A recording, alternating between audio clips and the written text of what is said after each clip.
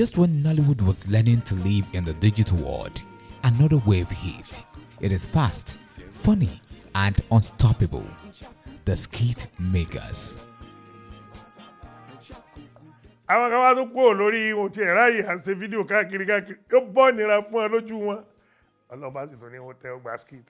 Ọlọ́gbọ́n wọn buta ju àwa tá a ní àṣàrìjó ẹ̀yìn lẹ́wọ̀n. Tí máa ń gbà tí àwọn ọmọ mi tí oníkálukú tí Yẹmí Dami Yínká gbogbo wọn sì wà ní Model College níbi táwọn. Mi ò jẹ́ wọn act rárá, especially Yẹmí. Mi ò jẹ́ wọn act. Ọ̀tọ̀ ní tá a jọ sọ pé kó lọ sí yunifásitì kan. Káyọ̀ tó sọ pé wọ́n rí ní Ọláròtìmí ọ̀rọ̀. Ẹ̀jẹ̀ àgbàgbé bá kọ́lẹ̀ ṣe rí ni ẹ̀. Náà ló ń bá yí títí nìsín. Òbí tó ní kálukú wá báyà sí, Ọlọ́run kó pè lọ́nà wa. Nígbà tí ìsìnkú ẹ̀yìn náà ẹ ṣá gbọ́ nǹkan tá à ń sọ, àní dáàdì ti mi ríǹgì, àná wá ti mi ríǹgì. Wọ́n ṣe kí ni? Wọ́n jẹ ríǹgì. Ṣé wọn ò fi ilẹ̀ lẹ́nu kan tó gbé mi ni? Ríǹgì tá a kẹ́ gbé. Ẹ bọ́ bá kò sí wèrè, yẹ ká máa gbọ́n ọ̀la tí ọdún kan lákun wọn.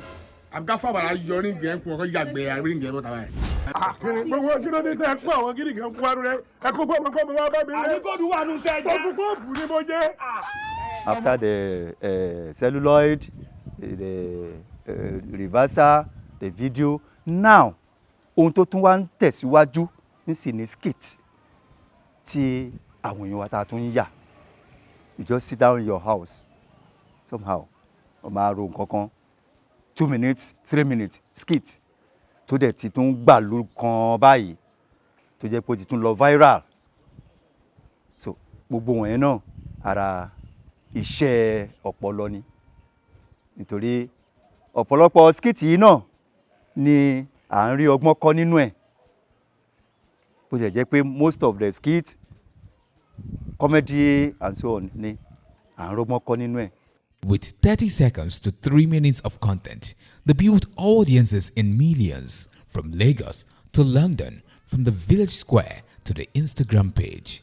Ìgbà tí mo fẹ́ bẹ̀rẹ̀ skit, I started with maybe talking to people in the street. Àti ẹ̀ tí bẹ̀rẹ̀ sí ní lo phone. So ohun yẹn ṣáà sọ pé ohun tó sọ èdè wa fún ni o. So láti bẹ̀rẹ̀ àṣà ń wò pé mi náà lè máa ṣe kí ni a bẹ̀rẹ̀ sí ní lo phone. Ìgbà tá à ń lo phone yẹn a sọ́fà àwọn èèyàn mọ̀ wá. Ṣùgbọ́n a jẹ́ kí kó sú wa. Àṣà ń tẹ̀síwájú. Ẹ dẹ̀ mọ̀ pé nǹkan tí ibi tí ẹ̀dá bá máa dé ó máa débẹ̀. Ẹ jẹ́ ká fi Sunday múlẹ̀ fúláàgì ni apọ̀tà ń gbé ṣùgbọ́n orúkọ èèyàn ó ṣe kókó bí wèrè kò gbọ́dọ̀ bàjẹ́ Kàsálí ń bójú ara ẹ̀ jẹ́ ó tún fi ń tójú ara ẹ̀ ṣe ẹ má bàjá ẹ̀sán ake iṣẹ́ tán gbé fún yín tẹ́ẹ̀rì kọ́bọ̀ ń bẹ̀ lẹ́ ń ṣe bí òkòbó ìtẹ́ ẹ̀dẹ́gúdú jẹra ń bẹ̀ ọwọ́ yẹpẹrẹ lẹ fi ń mú ó tó bẹ́ẹ̀ ẹni tẹ́ ẹ gbá lè ní tó pọ̀ tó 5 ẹ gbá lọ́la ó pọ̀ tó 7 ìjọ tẹ́ ẹ bá rí gbámọ́ capless. So pẹ̀lú gbogbo experience ta ní òun la ṣe ń wò pé ó dáa pé iṣẹ́ wà nù kíní yìí ọ̀nà wà ń bẹ̀ torí gbogbo bàtà bá ń plan pé iṣẹ́ ti sùn mi ṣe mọ́ la máa rí èèyàn tó máa sọ pé ok ṣo lè bá mi ṣiṣẹ́ báyìí à ń fún wa ní 1,000 à ń fún wa ní 2,000 òun la ṣe ń wò pé ó dáa pé ọ̀nà wà ń bí kíní yìí o tá a fi wá débi tá a délé ni. Àti wá rí i pé tí a bá gba àwọn ọmọ wa láyè iṣẹ́ yẹn á túbọ̀ dàgbàsókè kó má jẹ́ pé bóyá àwọn ọmọ wa lọ ń ṣe oríṣiríṣi nǹkan tí ó yẹ kán ṣe. It's an industry tó ti assist unemployed youths to get one or other things to do, because film production is a very wide field. It's a very wide field. It's a very wide field that ẹ̀yin kan ṣe ò lè ṣe gbọ́ ẹ̀tàn. Wọ́n bẹ̀rẹ̀ sí ṣe skit lóríṣiríṣi èmi ò ju 30 seconds lọ ẹ̀dẹ̀ máa rẹ́rìn ẹ̀ máa understand nǹkan tó ń mean èmi ò 30 minutes èmi skit wọn gan pé 30 minutes bóyá 3 minutes 2 minutes maximum 5 minutes ìyẹn ló gbòde consent tó jẹ́ pé everybody ló dẹ̀ wá ń ṣe skit because o ní láti gbé lọ kankan lọ tà you post it on social media wọ́n fi ń kérò tẹ́rọ bá dẹ̀ ti pọ̀ you get an advert that will pay you.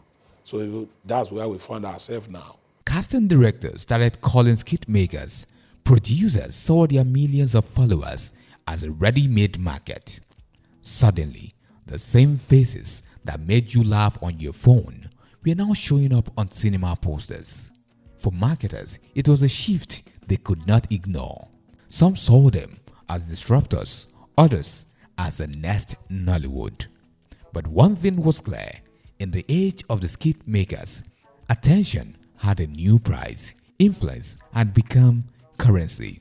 One Instagram post could push more viewers than a week of posters in Idumota. Some saw it as a rebirth of street marketing. The skit stores. It's a good idea. Instagram market. But we need to regulate and have a platform or association for the skits. The Magbagbe, what kind of skit are we shooting? Is it making this sense? Or is telling the world what is not? You look at it very well. Some actors that are doing fine want to lose his skit. Meanwhile, you do what the major thing you are looking for is followers. But unconsciously, what kind of followers are you getting? Followers here to well done, so I used to tell people and say something that skit makers, be very, very careful. What are you preaching to the world? Government or head of associations?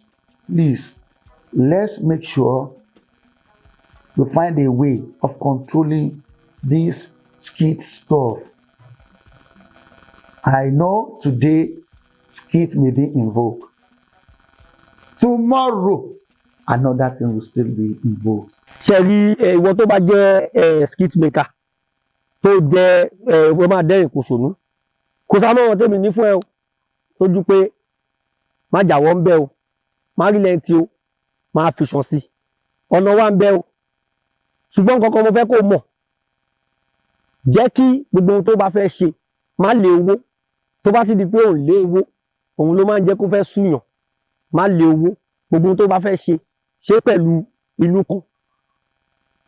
Má dẹ̀ ti sáré pé YouTube ni mo fẹ́ lé. Torí ó pẹ̀lú ohun tó máa ń pa àwọn tó jẹ́ pọ́nṣẹ̀ ń bọ̀ láti bẹ̀rẹ̀. À ń sáré máa sọ pé YouTube ni mo fẹ́ lọ. À ń sáré gbé fídíò lọ bẹ̀. Àwọn èèyàn ò tí ì mọ̀ ẹ́, wọ́n ti mọ̀ pé ẹni yìí ó ń ṣe nǹkan gidi. Tí tó bá gbé fídíò lọ YouTube, máa lọ wò. Àmọ́ wọn tó ń ṣẹ̀ṣẹ̀ bẹ̀rẹ̀ tó wá sọ pé ó yá ẹ bá mi lọ YouTube ẹ lọ subscribe. Ta ni ẹ gan? Kí ló sì mọ̀ ẹ́ mọ́ tó ń ṣe? Kí ló sì rí mọ́ ẹ? Tó bá wá padà lọ bẹ̀ ipò dà ẹ jẹ́ ká tiẹ̀ lọ wo ohun tó ṣe. Wọ́n wá débẹ̀ tán wípé ohun tó ṣe ó kù díẹ̀ káàtó. Má bínú tó bá jọ́ mi tó bá wọ́n lọ ní lọ. Àmọ́ fíra ẹlẹ̀ fọ́wọ́n èèyàn fídíò lọ́fẹ̀ẹ́. Jẹ́ kó rí ṣé tán send díẹ̀ síta fọ́wọ́n èèyàn pé ẹ bá mi wò ẹ bá mi share ẹ̀. Today, skit makers are not just guests in Nollywood. They are co-pilots. They bring new audience, fresh humor, and the kind of promotional power money used to buy, but now comes with the creator. The hustle hasn't died. It just changed clothes. From VHS jackets to Instagram reels, from Iduma to stores to YouTube premieres, the game is still about getting the story to the people. Àwa ọmọ Áfíríkà, àwa ló ní ilẹ̀ wa, ọba tó fún wa nílẹ̀, òun ló dá wa pọ̀. Ẹ jẹ́ ká rí ara wa bí ọmọ ìyá kan, ká fi gbogbo ọkàn wa ṣòtítọ́ f'Olúwa. Ọjọ́ ń ré kọjá lọ, kò dúró dẹ́nìkan. Ẹ fìkà sílẹ̀, ẹ má bínú orí. Ẹ gbìmọ̀ràn tó dáa, káyé yìí sàn wá o. Ká fọkàn wáyé